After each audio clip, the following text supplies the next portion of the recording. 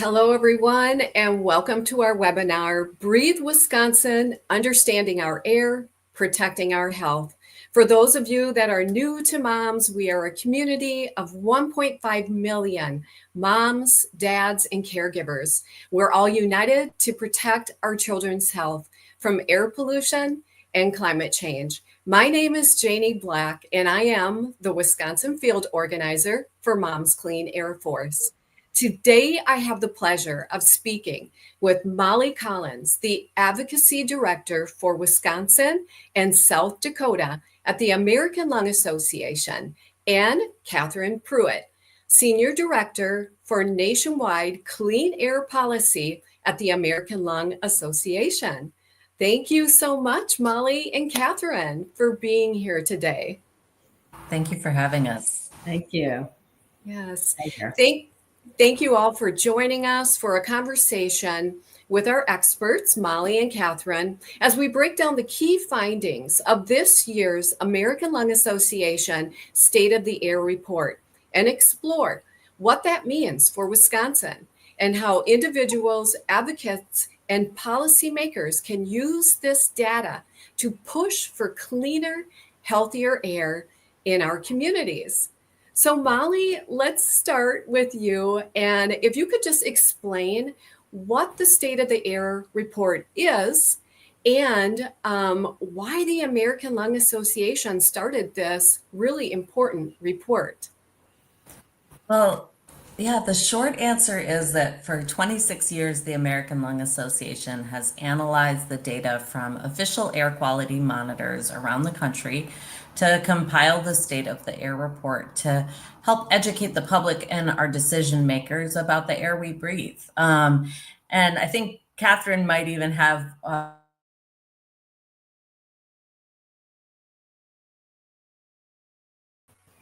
little more history. Do you want to jump in, Catherine? Sure, I'm happy to. I was around for the first State of the Air Report in the year 2000, and haven't worked on it myself the whole time, but been state of the air adjacent. And it has evolved over time as our understanding of air pollution has evolved and our ability to measure it. That very first year in 2000, it was only ozone. Many few places had data, and we only were looking at a few populations at risk. And it's now grown to include particle pollution, and we know more and more about the number of types of groups who are at special risk from air pollution, and we've added those to our report as well. Yeah, that's incredible. Catherine, can you speak a little bit more? I know this is a very broad and extensive topic, but the methodology behind this report. Sure. Well, we do. The report includes data on 3 measures of air pollution: ozone, smog, daily particle pollution, and annual particle pollution. Those are the 3 criteria air pollutants that are most widespread and we know are cause the most risk of health harm for the public around the country. The data we use for State of the Air is from EPA's website. Their sort of back end of their website. They gather the data from state, local, and tribal air agencies, and from official air quality monitors, as Molly mentioned. We take that data, we use 3 years, the 3 most recent years of quality assured data, so that we know that states have signed off on it, EPA signed off on it, it's the best it can be. It's the same, so this past State of the Air was 2021, 2022, and 2023. Then we grade, we analyze the data and give grades to counties for ozone and short-term particle pollution, and a pass-fail measure for annual particle pollution. We get the grades by looking at the highest concentration from the highest monitor for every county in the country that has that has a monitor over that 3-year period. And each of those days gets assigned a value based on the air quality index. So if it's a clean day, it was a green and is not included in state of the air. We only use days that fall into the unhealthy category. So that would be orange days, red days, purple days, and maroon days. So we have all of those days assigned a value. And then we assign each of those days a number and because maroon days, when the air quality is hazardous, is much more likely to cause health harm than an orange day, we weight those days. So orange gets a value of 1, maroon gets a value of 2, and sort of in between. Then we add all those up for the county, for each county, divide by 3 so that we have an annual average. And then that's the grade we give. Hope that was understandable. It is, that helps, because it's a question that I wonder about. The information is so valuable. So yeah, it definitely does help. So Molly and Catherine, let's dive into a couple more questions, and I would love you both to answer. How does someone go about finding their location on the report and other additional information? And Molly, if you could start. Yeah, absolutely. So it's really easy to find on our website. It's just lung.org /SOTA, state of the air, right? Or you can just look at the menu and find the reports. And then you can search for your state. And when you search for Wisconsin, you'll see that this recent year report, we don't have the best grades, unfortunately. And a lot of our counties are not covered. So, you can only find county results for about 26 of Wisconsin's counties. That's because they don't have those official air quality monitors. Mm-hmm. Catherine, do you have anything to add? Yeah, I think so. You go to the map on the report card page, you click on your state, you get a list of all the counties that do have data, as Molly said, and then you can click on your county. If you don't see your county, it's because it doesn't have a monitor. But you can do a zip code search that will take you to your county, and you'll see DNC, which means did not collect, because there's no monitor. But the other thing we have that I know moms use a lot in the report is the populations at risk data. So the numbers of people living with asthma, the numbers of children in your county, et cetera. And we have those for all the counties. Yeah. Well, you're kind of alluding to my next question, which is, what are the different ways that this report is used to help protect public health? So if you want to, expand on that just a little bit more, starting with Catherine. Well, sure. I mean, we love working with Moms Clean Air Force. We know you guys are amazing advocates. And when our air needs defending and your families need defending, we know you're there to speak to your experience and your concerns. And moms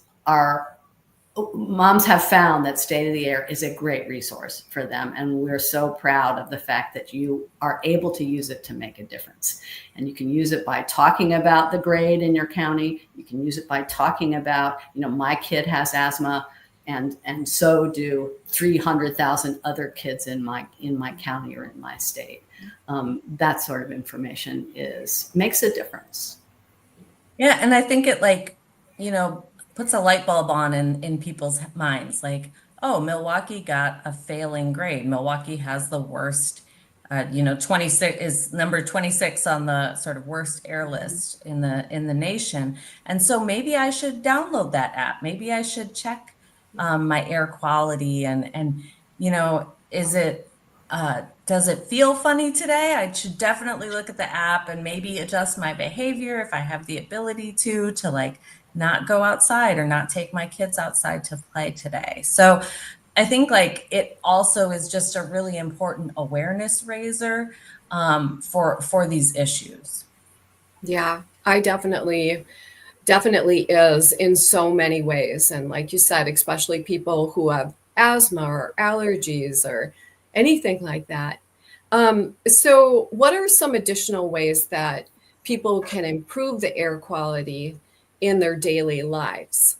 So they know that they don't live in a county, it's got high air pollution days. What would be some additional suggestions? Catherine, we'll start with you that you might have that they could, use. Yeah, well, every year the State of the Air does have some recommendations for action in the report.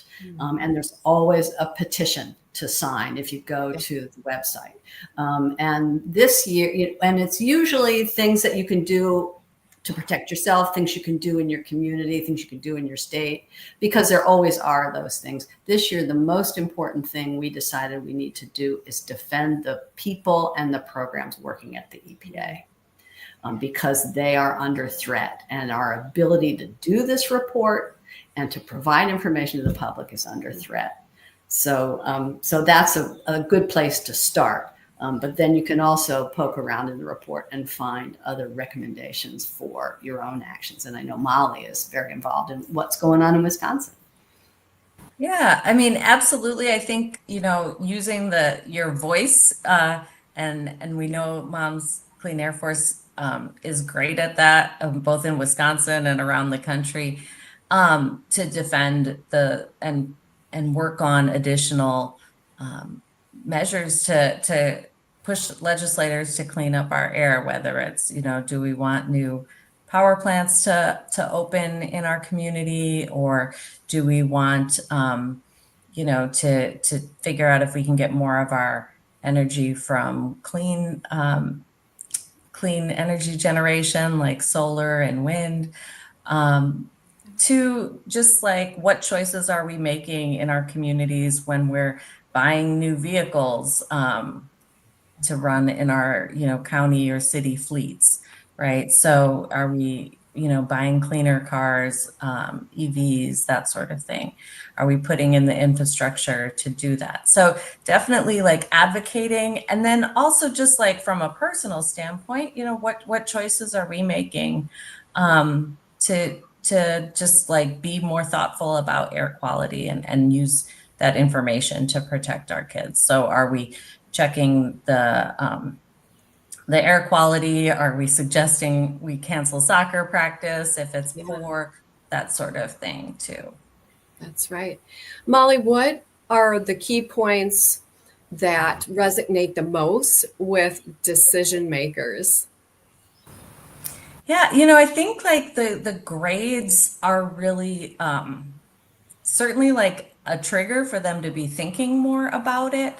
I think, some of them don't think about how air quality impacts people's health. And, it feels like information we've had for a long time, but not everybody knows about it still. And so even just like sharing the information about the health impacts can be huge with decision makers.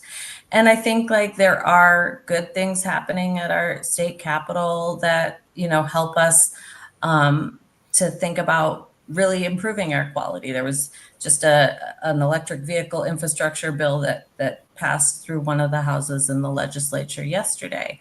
And so, we can do more and we should push them to do more. But I do think it's something that more and more people are thinking about, including our decision makers. Yeah, definitely. Catherine, we kind of spoke about this a little bit, but where does the American Lung Association get the data? It does. We do get it from EPA, and EPA works together in partnership with state, local, and tribal air agencies all across the country to place air quality monitors, those official regulatory monitors, and the states collect the data and share it back to EPA, and EPA then makes it available for use.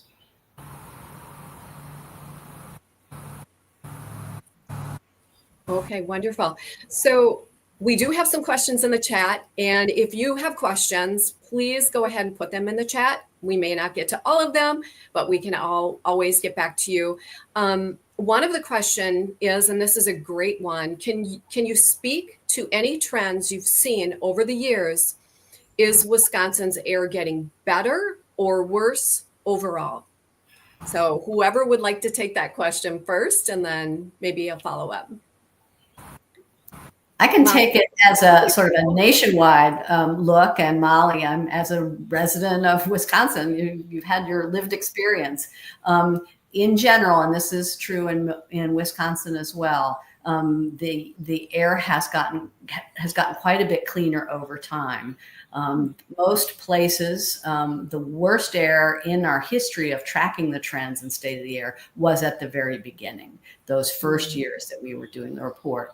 And as our Clean Air Act controls started working to reduce tailpipe emissions, reduce smokestack emissions, close coal-fired power plants, that levels of air pollution went down. We saw the air getting cleaner and cleaner.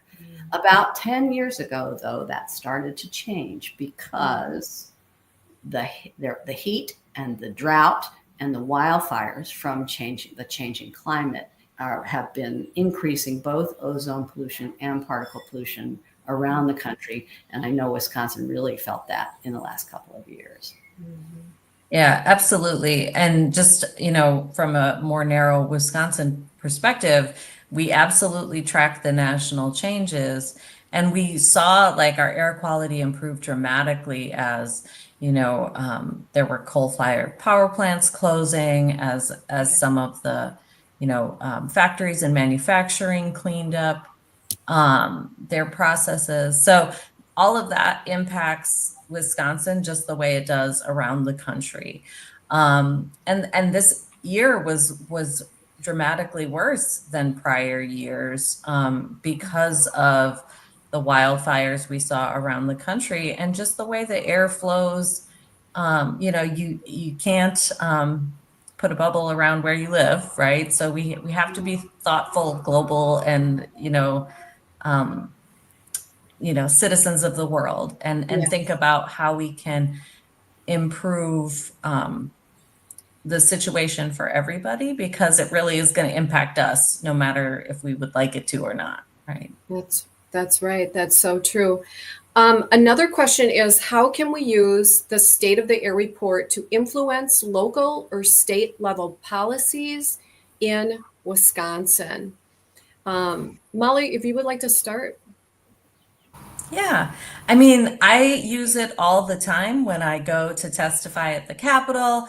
I bring it and talk to all of our decision makers in the state capitol about it, because it is really important for them to know that this is, that it exists, the science is strong, and it shows us a path forward to really identify where we are seeing pollution and how we can, help clean it up, both, within our communities, and also, thinking about the way we work with other states to adopt better standards. And so I think, it is a good point of just starting a discussion.